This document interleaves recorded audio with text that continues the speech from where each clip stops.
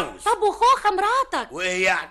الشرع قال 4 وانا لحد دلوقتي اتجوزت مرة واحدة بس، لكن كانت مرة وكانت ايه. والنبي يا سعاد يا اختي سيبيني في حالي، انا مفيش حد فاهمني. لا انا فاهمك كويس. حضرتك عايز تتجوز مش كده؟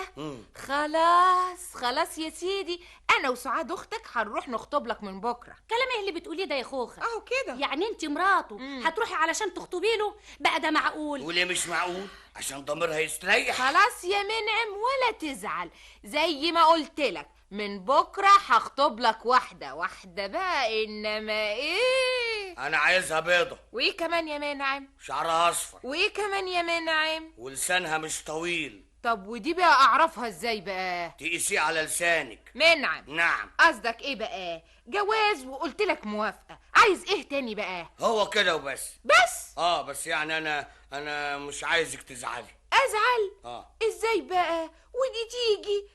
خلاص يا سعاد، انا هجيلك بكره علشان نروح للعروسه الجديده سوا. قلتي ايه؟ والنبي انا ما انا مصدقه وداني ابدا. بصحيح الكلام ده يا منعم؟ طبعا. وانا عيل صغير؟ انا قلت لازم اتجوز، يعني لازم اتجوز. وانت يا خوخه مهوداه؟ هو حر يعمل اللي هو عايزه. ايوه انا حر، عشان تبقي تعرفي قيمتي. يعني مش هتعرف قيمتك يا منعم الا لما تتجوز واحده تانية؟ اساليها بقى وهي تقول لك قدامك اهي، اساليها.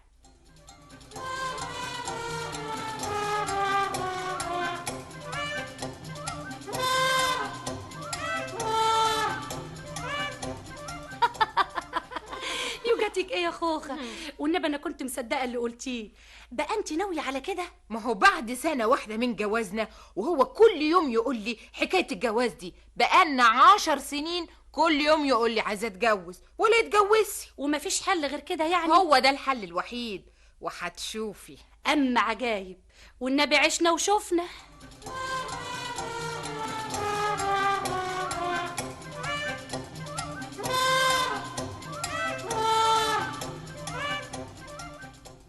منعم يا استاذ منعم، انت يعني بقالك يومين مش بتكلمني ليه؟ حضرتك عايزه ايه مني بالظبط؟ حضرتك؟ ايوه. انت بتكلمني رسمي يا منعم؟ اخصى عليك.